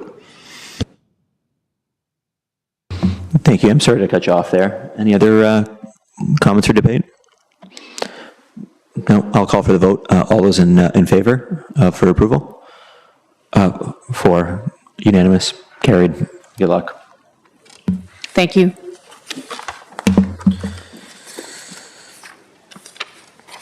Next up, A 2025-088, 670 King Street West.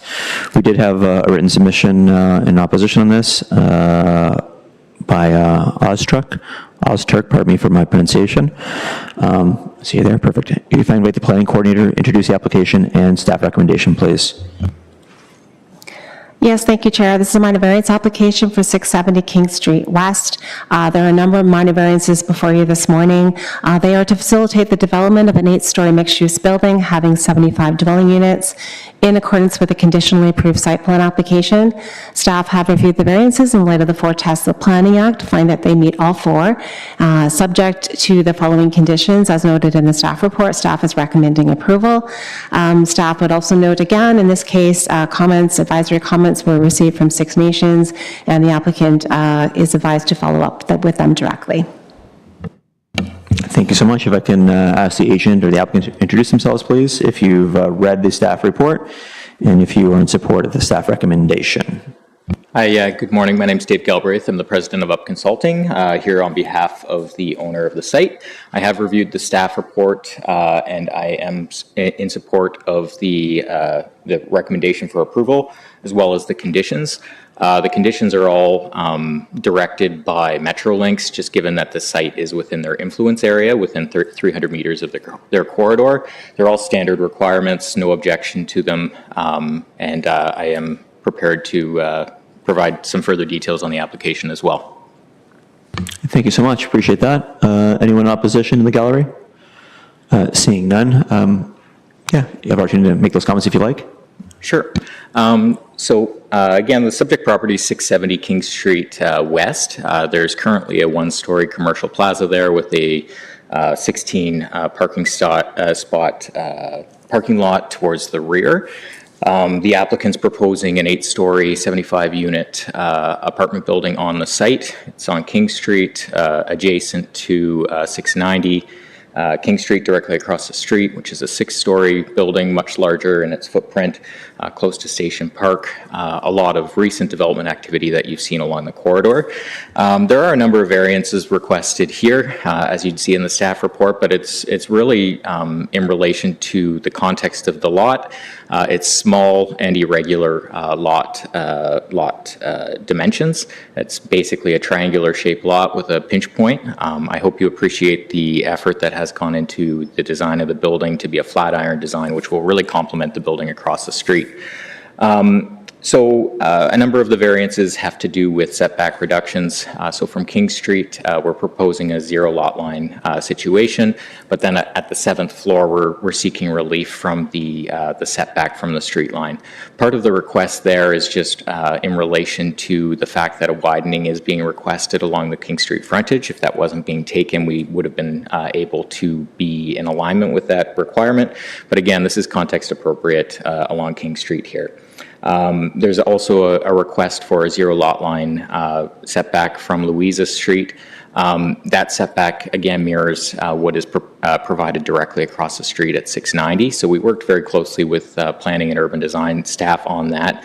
We feel it's appropriate, and again, just mirroring what's the immediate context of the site.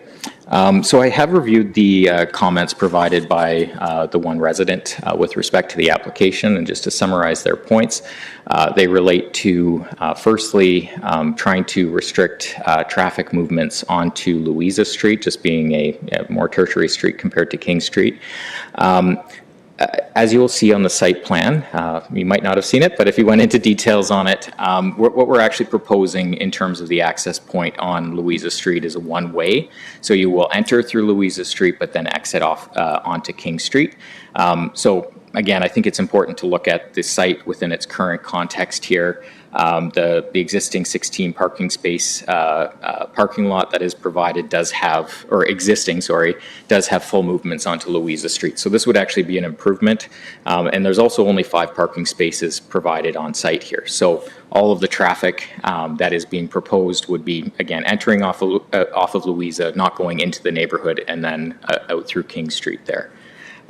There was another comment about the possibility of tree retention. That is something that we would be looking at through site plan approvals, but I would say the trees that do exist along the frontage of the site along Louisa Street conflict with the overhead power lines that are there currently. So saving them is probably not a feasible undertaking, just given that it's not just the building that's being proposed, it's also the condition with the hydro lines up ahead there. So there is that conflict. But again, we will be working with the city and the region on a tree planting plan that will be worked out through site plan approval, which will contemplate landscaping both on the Louisa Street frontage and King Street frontage. And then finally, the last comment related to the materiality of the building. And that's a thoughtful comment from the neighborhood as well, looking to integrate some brick along the base of the building. Just given the immediate context of the building and its relationship with 690 King Street directly across the street, we did try to take some design cues from that building, so we'd have a cohesive streetscape in this location. Materials aren't something that are dealt with at the Committee of Adjustment, but we'll take these as advisory comments as we continue to work through site plan approval. But again, we're trying to really mirror the context of the site, particularly along King Street, to create that consistent streetscape. So with that, happy to respond to any questions you might have about the application, and thank you for your time. Yeah, thank you so much for that. Appreciate it. Any questions or comments for the agent that's here? None? Any questions for city staff? None. Just look for a motion. Marco? I will move the staff recommendation to approve with conditions. Thank you. Member Marco made that motion to approve the staff recommendation. Seconder? Member Maria? Floor is open for debate. Yeah, thank you for addressing those issues and those concerns from we had in opposition letters that were submitted. This looks like a pretty cool project and gentle density and flat iron design. I like seeing it. I think hopefully it'll work really, really well. And I think a lot of variances here just because of the odd shape of the lot itself and being on a corner, that always gives us a bit more of a challenge. But yeah, it looks pretty cool and straightforward enough. So if there's no debate, call for the vote. All those in favor of the approval? All four, unanimous, carried. Good luck. All right, thank you for your time.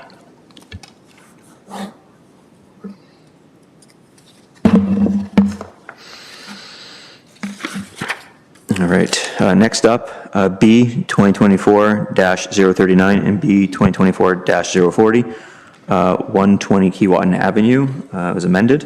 If I can invite the planning coordinator, introduce the application and staff recommendation. Yes, thank you, Chair. Two applications for consent before you this morning. These applications were heard at the December 10th, 2024 Committee of Adjustment meeting.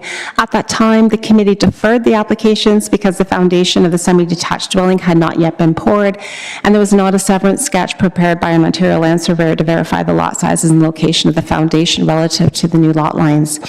It was also deferred to address safety concerns relative to the lot being in close proximity to a busy road intersection. Since that time, we have received a building location survey, a draft plan prepared by a surveyor. The foundation has been poured. The walls are slightly offset, so the applications have been amended since the December meeting to include maintenance easements on either property in favor of the other. The severance of the semi-detached dwelling will create a retained lot for a future single detached dwelling adjacent to Lackner Boulevard. Staff have reviewed the applications in light of provincial, regional, and city policies, finds that they meet all four, and is recommending approval subject to a number of conditions. Excellent, thank you. I know you're here before, but if you don't mind introducing yourself, if you've read the staff report, and if you are in support of it. Thank you. Yes, thank you. My name is Craig Dumar. I'm here on behalf of the property owner. I've read the staff report, and I am in support of the recommendation. Thank you so much. Anyone here in opposition? Seeing none. Any questions for the agent that's here? Any questions for staff? None? We need a motion. Maria. I'll put a motion forth to approve the staff report. Thank you. Member Maria made that motion to approve, and Member Marco seconded. Floor is open for debate. Anyone? Yeah, this is now straightforward. I'm happy we waited and got things done right and well, and looks like a good plan now, and I think we can take this to vote. So all those in favor? 4. Carried, approved, unanimous. Good luck. Next up, B 2025-022, 825 Sterling Avenue South. If I can invite the planning coordinator to introduce the application and staff recommendation, please. Yes, thank you, Chair. Another consent application before you this morning for the severance of a semi-detached dwelling that's currently under construction. This one is a little different from the previous one in that staff have not received a survey or building location survey or reference plan for the foundation that has been poured. typically, best practices are, as per the previous application, that we wait until we get that building location survey or reference plan to make sure that we've actually captured the new lot as constructed. However, we do recognize, and there are construction challenges and excavation costs with digging they can't get their second servicing when they get the original building permit because the lot's not severed. So it does require another excavation to put those services in once they get their severance. So cognizant of the challenges of construction and wanting to not hold things up, staff are willing to accept the application and review the application. We are proposing a new condition be added to our standard template or list of conditions, and that's noted as condition number 4, that the owner provide a reference plan and building location survey prepared by an Ontario land surveyor to confirm the boundaries of the new lot and the location, the foundation, and setbacks with respect to those new lot lines conforms to the zoning bylaw. This will be required prior to deed endorsement, so we'll be able to ensure that the foundation has been poured correctly and meets the zoning requirements. So with that new condition, staff are supportive of the application. I would note that if the reference plan or building location survey comes in, it does not meet zoning and compliance, the applicants will be required to come back to the Committee of Adjustment for variances or a new consent application. They're doing so at their own risk, and they take that risk with them with the approval of the application. So I just want to make that note. So with that, staff have reviewed the consent application in light of provincial, regional, and city policies and is recommending approval of the application subject to a number of conditions. Thank you for that. If you can introduce yourself again, sorry about that, and if you've read the report, and if you're in support of the staff recommendation. Thank you. Yes, thank you. My name is Craig Dumart, here on behalf of the property owner. Yes, I have read the staff report, and I am in support of it. However, I would note that I would request to remove the regional condition for a $350 review fee. It's a local street. There's no regional conditions being applied, and there's no regional approval authority related to this application, and we request committee remove that $350 fee. Okay, thank you for that. Go ahead. Yeah, I just wanted to respond to that request. There's no authority to remove that condition. If you do plan on removing that condition, the application will have to be deferred for regional staff to attend the Committee of Adjustment meeting.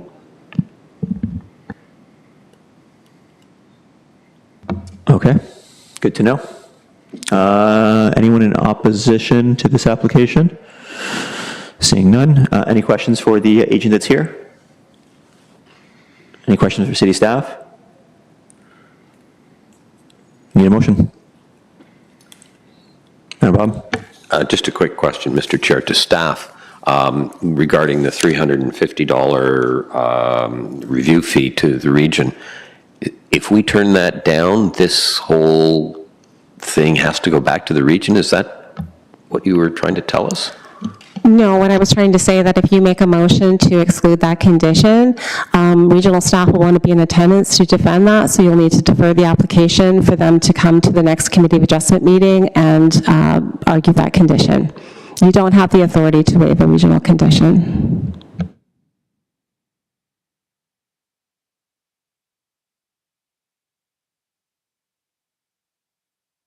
Maria? I guess we defer the question back to the agent, if that's what they want to do.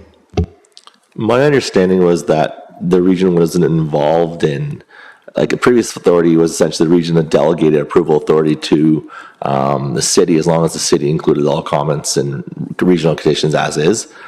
We were just questioning what that fee was for, given that this is not a regional road. There were no other regional conditions. It was essentially just, I thought it was honestly put in there by mistake, given that there was no comments.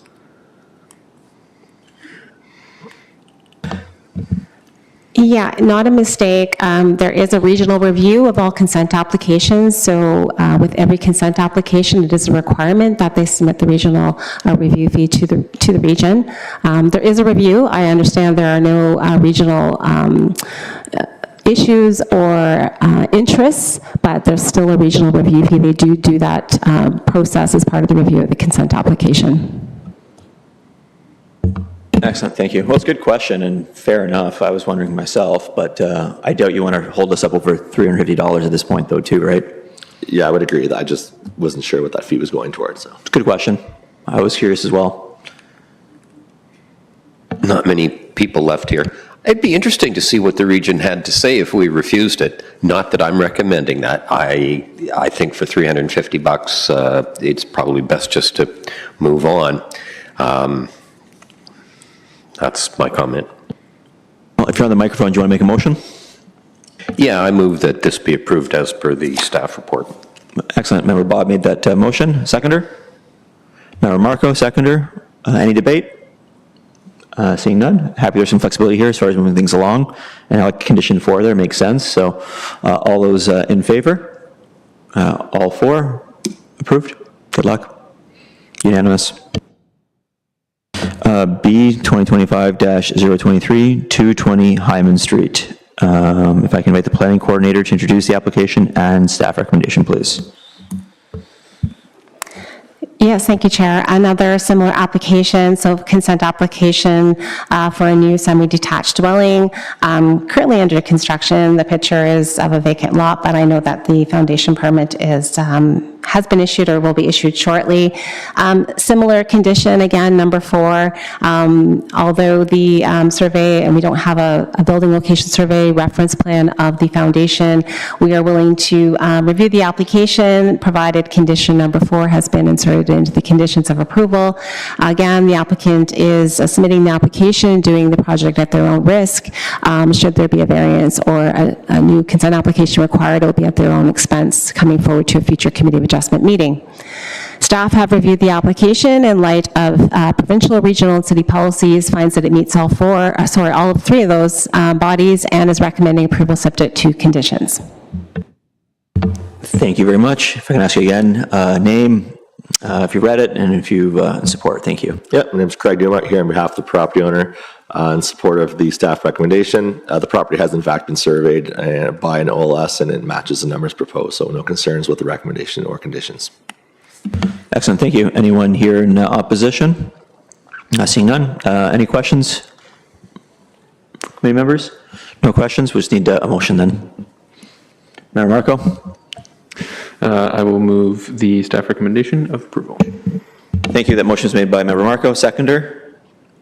Member Maria beat you to the punch there. So any debate? No debate. Call for the vote. All those in favor? All 4 approve. Unanimous. Good luck. Thank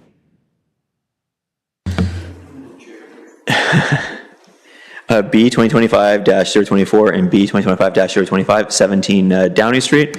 There was a written submission by D. Lambert that was read and included in the package. If I can invite the planning coordinator to introduce the application and staff recommendation, please. Yes, thank you, Chair. This is a consent application for a semi-detached duplex currently under construction. I would note that we have the building permit, and I know there's been a lot of interest in this property with adjacent neighbors, and I've had a few phone calls myself. So I want to clarify there has been a building permit issued for a semi-detached duplex, so 2 units on each side. The severance is for 10 years, so to permit each half of the semi-detached dwelling to be conveyed independently of the other. So instead of a property containing 4 units, there'll be 2 properties containing 2 units each. Staff note that there's also concern with the number of dwelling units proposed for the property. Staff note that if there is to be 4 units on each side, this will require a zoning occupancy certificate, and if it meets zoning requirements, they'll be able to get their building permit for the 2 additional dwelling units.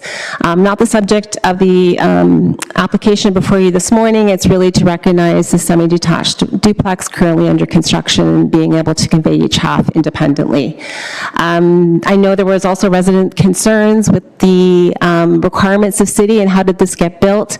The semi-detached duplex is a permitted use in the zone, so there are no traffic studies, no environmental studies, no other studies required by staff. It is a permitted as of right use of the lot. So that is how it got built.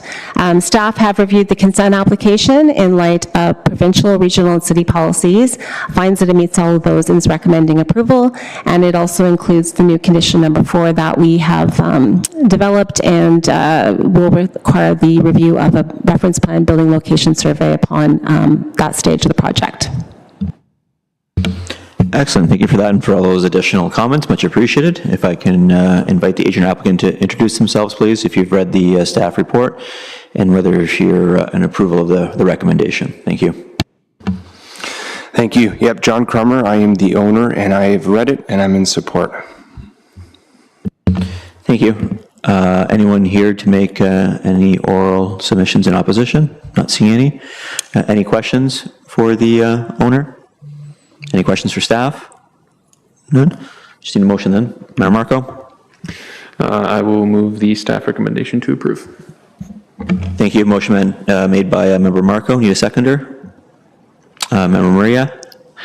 Floor is open for debate. Any debate on this? No debate. We'll call for the vote. All those in favor?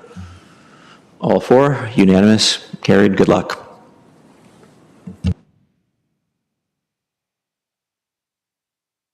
I think this might be it. There we go. We made it to the end here. Okay. So need a motion then to adjourn. Member Bob, way to go. Seconder, Member Marco, all those in favor? Yeah. Meeting adjourned. Thank you so much.